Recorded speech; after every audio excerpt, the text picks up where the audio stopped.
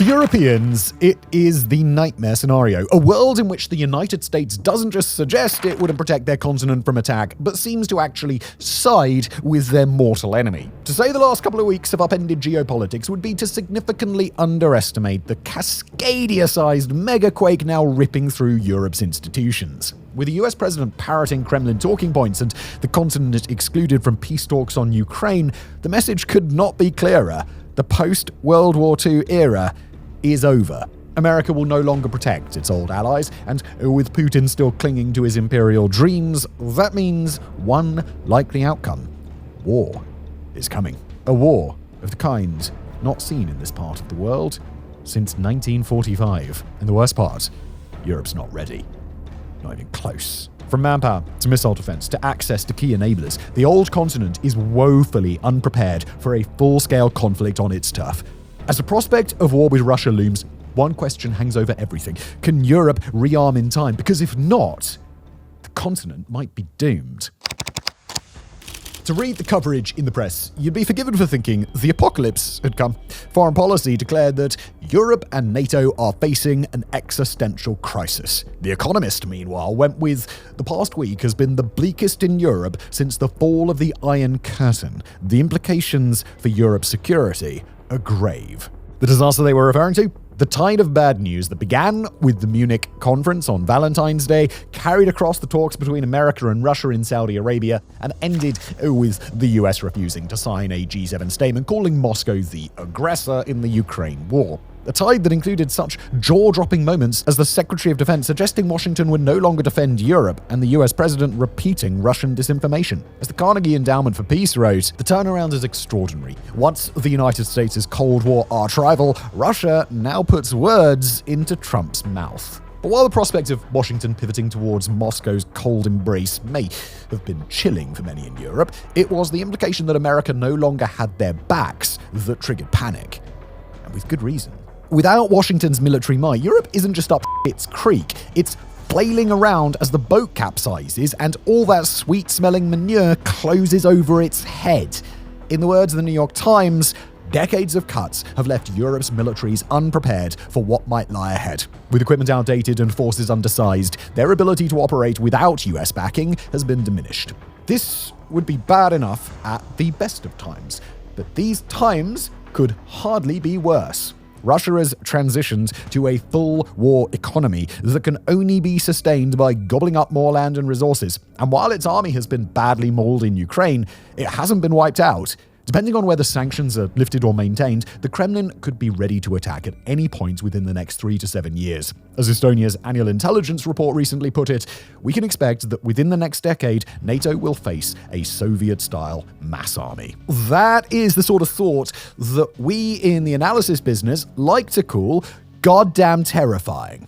And it gets scarier. With the entirety of NATO organized around a strong United States taking the lead, and the Uncle Sam-sized hole that a US withdrawal from Europe would leave is one that simply cannot be filled. Not by Germany, not by Britain, not by France or Poland. Talking to the Financial Times, one European foreign minister sounded a note somewhere between despondent and shell-shocked. We'll quote here. The Americans are called the indispensable ally for a reason. We can't run any form of complex military operation without them or sustain even simple tasks.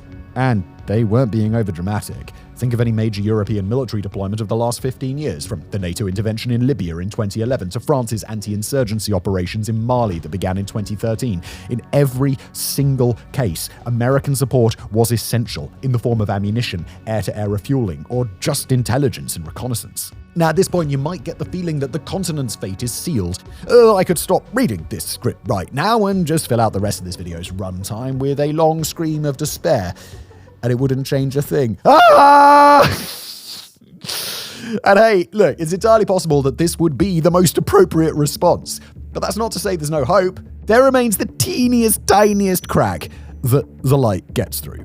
The faintest chance for a better outcome, but only if the continent's leaders act right now. Now, we'll get into that hope in a later chapter. For now, though, we want to spell out exactly how deep into the merde Europe has sunk.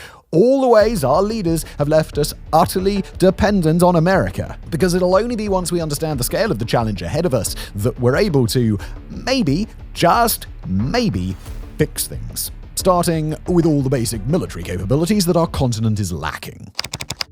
There are currently somewhere in the region of 100,000 US troops stationed in Europe, with 35,000 based in Germany alone. To put that in perspective, the entire British Army numbers just 72,500 regular full-time personnel. Yet while the American deployment is large, it is far from the bulk of the continent's defenses. According to the Financial Times, the EU alone can field 1.3 million troops. Expand to include the armies of non-EU states, and Europe is something like 2 million military personnel, not including the vast reserves a country like Finland can call up at short notice. While that might sound like great news, there's a kicker here, and here's how the FT glumly summed things up. In practice, many of those troops are unfit to be deployed. Despite sounding impressive on paper, it turns out that without the Americans, Europe's armies are way less than the sum of their parts. Speaking to Foreign Policy, the former US Deputy Assistant Secretary of Defense for European and NATO Policy, Jim Townsend, lamented that the Europeans don't have the mass, they don't have the depth, the bench to be able to do all the things that US forces are doing there currently. And that,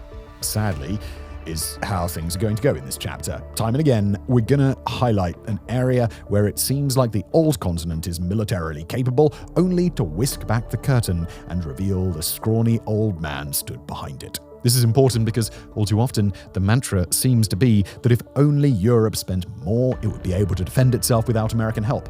As we're about to see though, while extra defense spending would be a great first step, it would still leave the continent lacking. Or as The Economist put it, for Europe to fill the space left by America's absence would require much more than increased defense spending. It would have to revitalize its arms industry, design a new nuclear umbrella, and come up with a new command structure.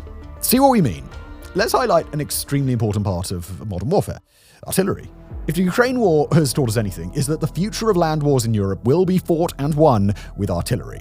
It was a Ukrainian shell shortage that led to Russia making tactical gains at the start of 2024, and it was the massed Ukrainian artillery that secured victory during 2022's Battle of Kyiv. Go by official statements alone, and it seems like Europe gets this. The newly appointed EU Commissioner for Defence and Space, Andrius Kubilius, has stated that the continent will produce 2 million shells in 2025, fewer than Russia, but more than the US. But dig a little deeper, and it starts to seem like the 2 million figure may be more aspirational rather than realistic. Back in September, the outlet Investigative Journalism for Europe dug into claims that the EU would produce 1.7 million 155mm rounds by the end of 2024. Here's how they summed up their findings, quoting here. High-ranking officials and industry insiders reveal that actual capacity is only 1/3 of the official figures, somewhere between 400,000 and 600,000 shells. Now, this investigation was completed months ago, so it's possible things have improved since then. But it's equally possible that the bloc is still playing around with inflated figures that disguise a brewing crisis. The Hudson Institute, for example, estimated last year that the UK would run out of artillery ammunition within a week were a large-scale conflict to erupt. Unbelievably, that wasn't the worst performance. The same war game suggested that Germany could empty out its stocks within a few hours.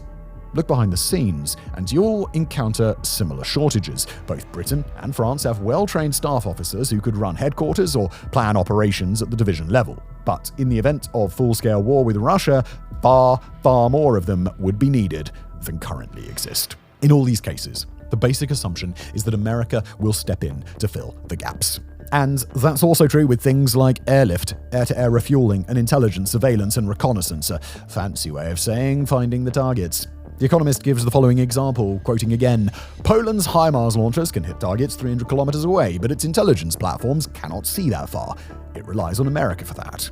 Even the continent's nuclear option is at least partially dependent on the US. While France has a wholly independent deterrent, Britain's 225 or so nukes are launched atop missiles designed and stockpiled in America. Were President Trump to end all cooperation with the UK on nuclear matters, then Britain's deterrent would become unusable in any practical sense within just a few months. If all of this sounds a little bleak, we do need to emphasize that European armies are not completely useless. France remains one of the only powers that can still conduct operations overseas. Britain has world-renowned special forces. Sweden's military are masters of electronic warfare. Finland fields more artillery pieces than Germany and Poland combined. So yeah, the point of this chapter isn't to go, oh my god, look at those bungling losers, but to point out just how reliant Europe's armies are on Uncle Sam plugging the credibility gaps. On America taking key roles that would allow the continent to fight at its full potential. As analyst Michael Kaufman has noted, the things that European militaries can do, they can do really well, but they typically can't do a lot of them. They can't do them for very long. And it's here we get into our next major problem. Getting Europe in shape to plug those gaps would take a scary long time. Perhaps too long. But you know what isn't too long? Our new weekly newsletter. Yes, please. The WarFronts newsletter delivers sharp, no-nonsense analysis straight to your inbox every week. No fluff, just the facts that matter. Stay informed. It's stuff that we don't cover on the channel because it's either too short or too in-depth or that kind of stuff. Please do check out a link below and sign up. Why not? It's for free. Yes, please. And now back to it. When talking about European defense, some American outlets like to emphasize that the continent has refused to wake up, not taking any action since the start of the full-scale invasion in February 2022. And that's not true. In 2021, a mere 6 NATO countries spent the alliance's benchmark of 2% of their GDP on defense, one of them being the United States. By 2024, that number had risen to 23 of NATO's 32 members. Of the 9 remaining underspenders, 1 Luxembourg is a microstate, 1 Iceland is forbidden by treaty from having an army, and 1 Canada isn't even European. That means all but a tiny handful of the continent's NATO members ramped up spending on their security in the wake of Russia's attack on Ukraine. Some of them, like Poland, Estonia, Latvia, and Lithuania, now spend more as a proportion of GDP on defense than even America. So why is Europe still, for want of a better word, so weak? And you won't be surprised to hear that the answer to that is that it's complicated. One big issue is that you can't cut defense spending to the bone for a decade and then expect to be back where you were the minute you hike it up again. Bases closed, experienced people leave the military, equipment gets sold off or degrades.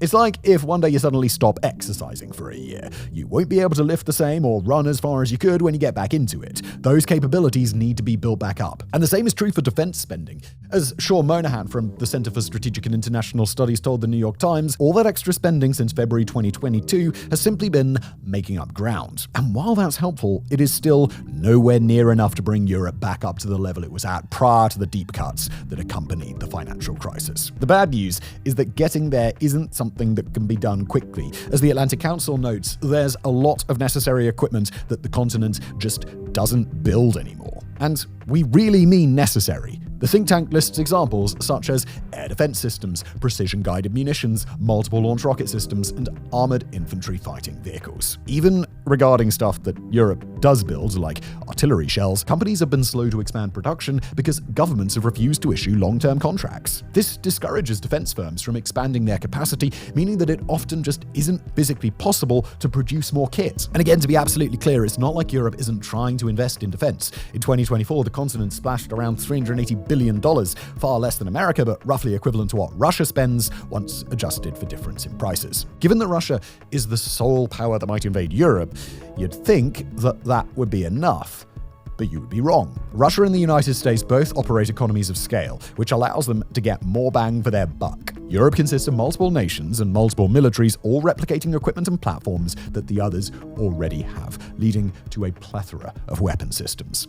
The result? European money goes nowhere near as far as American or Russian money when it comes to defense. To truly compete with Moscow, the continent would have to either integrate much closer or spend vastly more money. The good news is that even these structural flaws are not insurmountable. And while the story of this video has so far been one of doom and gloom, there's another side to it.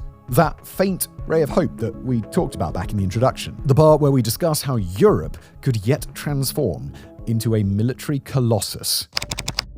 For all the continent often seems paralyzed in the face of existential threats, there is evidence that Europe's leaders are taking the current challenge seriously, particularly in the East. Former Finnish President Sauli Niinisto, for example, has declared that, quote, Europe's mindset has to change. You cannot avoid war by being weak.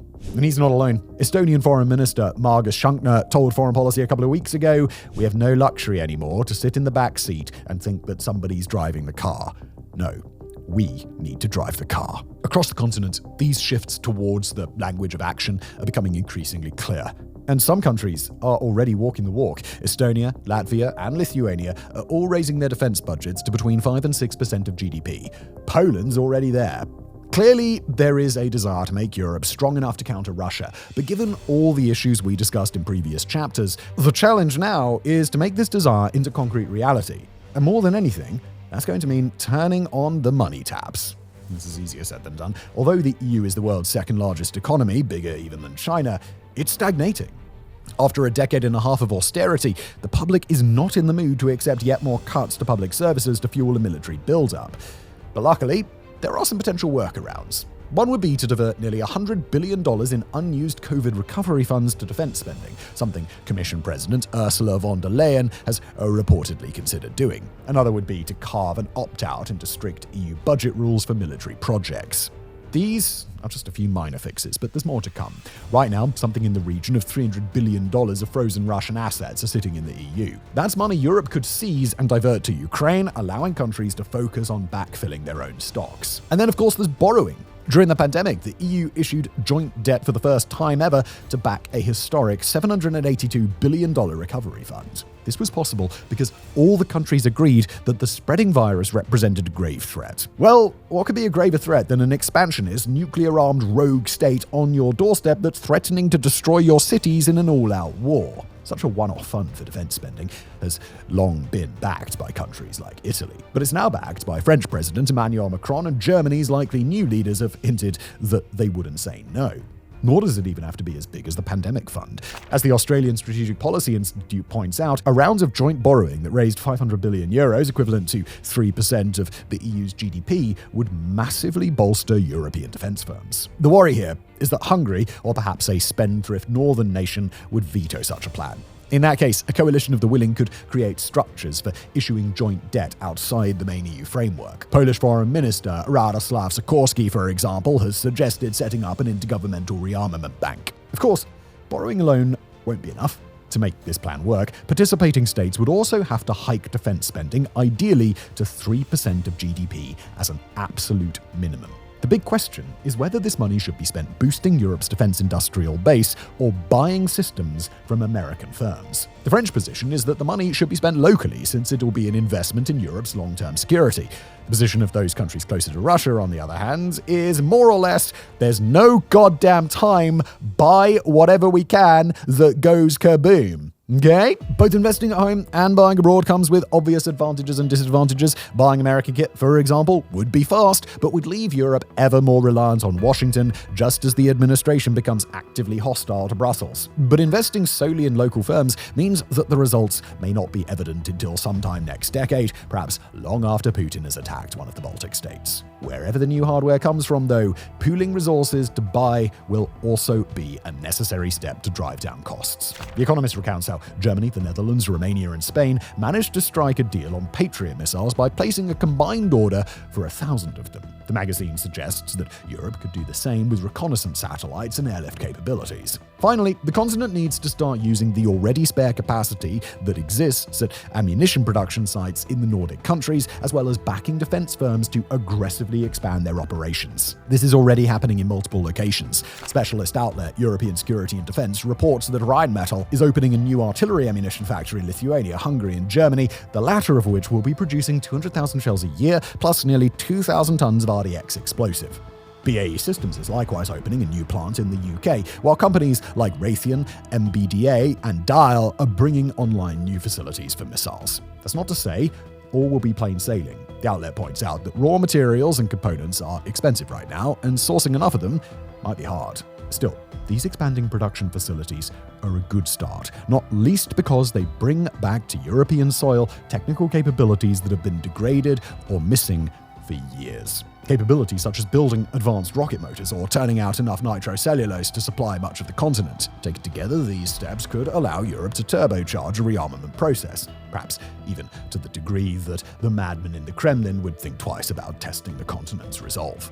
Now, don't get us wrong, even doing all of this would still leave Europe far weaker than it would be fighting alongside America. But with the Russian army battered by its 3-day special military operation, it might just be enough to deter Putin from venturing further west. Now, to be clear, just is the operative word in that sentence. This chapter isn't meant to be comforting. On the contrary, if you are remotely connected to government in Europe, your takeaway from this should not be, great, Simon said it's all fine, better start planning some more white papers. Oh no. It should be, we need to get our shit together right now, or we're going to lose everything. Because while Europe does have the potential to be strong and independent, it won't get there through indeterminable meetings and squabbles in fancy offices, nor will it get there by closing its eyes and hoping really, really hard that the bad orange man will change his mind and declare its leaders good little boys and girls who get special American protection. No, the only way that Europe will survive the coming years is if someone takes action today, if our leaders stop regarding timidity and weakness as an asset